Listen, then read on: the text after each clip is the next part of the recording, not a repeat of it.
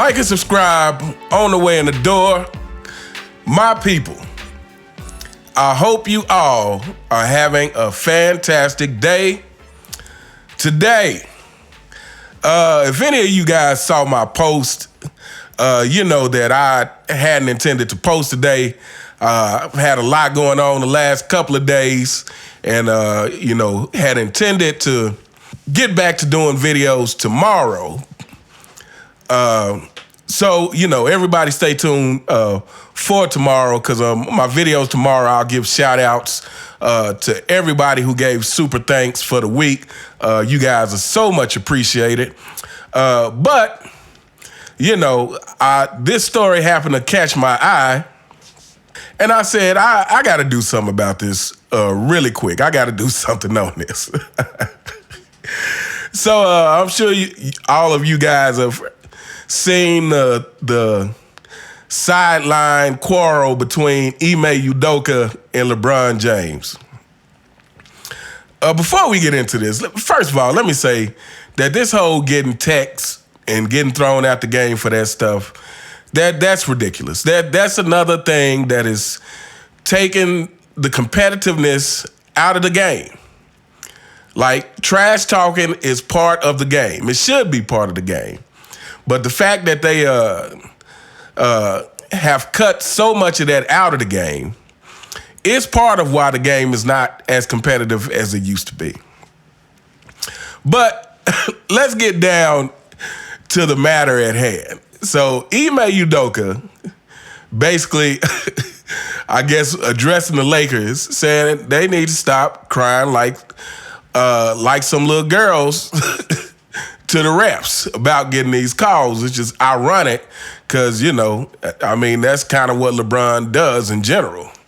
And if I'm not mistaken, I feel like last year the Lakers shot a significant amount of more free throws than everybody else. And I hadn't kept track enough this year to see if that has been the case this year. If anybody knows what those stats look like this year, please drop it in the comments. But considering how the league tries to do everything it can for LeBron James, I would find it hard to believe that the Lakers this year aren't getting their fair amount of calls.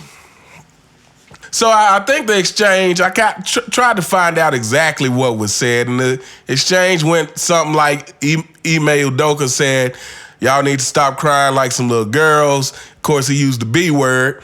And LeBron James said you shouldn't use that word so loosely or something to that effect, and was walking over to Ime Udoka, and Ime Udoka was like, what you gonna do? And called him a soft little boy. Now, while very hilarious to me, and here we go, people. This is what we again, fanboys, this happens to LeBron because LeBron has continuously compared himself to MJ. So let's compare this to MJ. LeBron James is in year 21. And again, I feel like there has never been a fear of LeBron James. There's never been a fear of LeBron James in the league. Now, I think people misunderstand what fear people are talking about when they say this. Because when people bring up LeBron James is not feared, the first thing people will start saying is, oh, well, he's 6'8", 6'9", 250 pounds, 260, whatever he is, or around there. But they start saying this kind of stuff. And this is not what we mean. When we talk about Michael Jordan was feared, what we mean is his competitiveness was feared. One of the first things I could think about is the Michael Jordan and Jeff Van Gundy situation, where Jeff Van Gundy had said something to the press about Michael Jordan, pretending to be people's friends so that they feel, so to speak, safer on the court with him, and then he goes out there and annihilates them. Of course, Jordan took exception to that, and then in the game, while he is punishing the New York Knicks, we all remember him going over to the sideline, and he is literally going off on Jeff Van Gundy. And after that, if you remember in the post-game interview, Jeff Van Gundy tried to pretend he never said anything about Michael Jordan. He didn't know what the press was talking about. He didn't say anything about Michael Jordan. And this is the thing. People were scared of the competitiveness of Michael Jordan. Like, it wasn't that you were fearful that Michael Jordan was gonna beat you up. You were fearful of the repercussions of his basketball game. So not trash talking Michael in the league wasn't about they were fearful of him physically. It was about, first of all, from a coach's perspective, it was about strategy. It was like, do not piss off a guy who can give you 40 and 50 on a good night, on a night when he's in a good mood, and may give you 70 if he's in a bad mood, if you piss him off. Or who's going to give you 30 on an average night, but if you piss him off, he may give you 40, 50, 60. It was partly strategy for the coaches. For the players, it was strategy in the sense of, I don't want to get embarrassed. Let me not wake up a guy who, on his average night, is way better than everybody else. And then when you piss him off, he's that much better. LeBron James does not have that kind of respect. And it's been shown over and over and over again.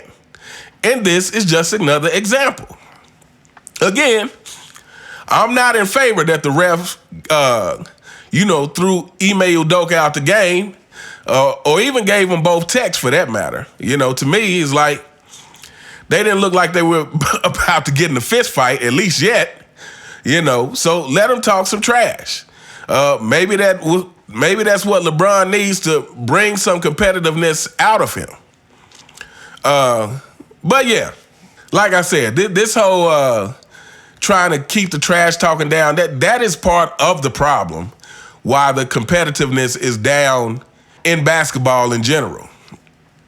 Anyway, like I said, this is a short video. And, fanboys, whether you guys want to admit it or not, your king is just not respected like that. Your king is not feared. And I'm not talking about feared from a physical presence. Your king is not feared. Your king's competitiveness is not feared by other players. He doesn't have that reputation. He's not one of those people who coaches say, don't trash talk LeBron for fear of what may come from that. From a competitive standpoint, from a winning and loss perspective, we are trying to win. Like I said, as it pertains to Michael Jordan, it's like we want to give ourselves the best chance of winning by making sure that Michael Jordan doesn't have any reason to to play past his level of greatness that he already plays at, which is already better than everyone else.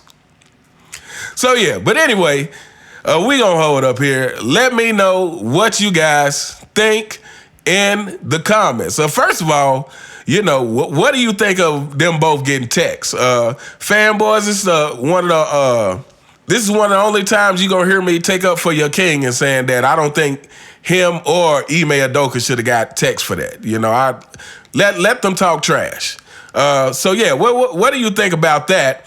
But yeah, like I said, what do you think about this fact that that people are just cool testing LeBron James without fear of the competitive repercussions of that, without fear that it's going to cost them the game? And we know, fanboys, the Lakers won that game. But you get the point. Anyway, let me know what you guys think. You all have a fantastic day, and I'll see you next time. All right.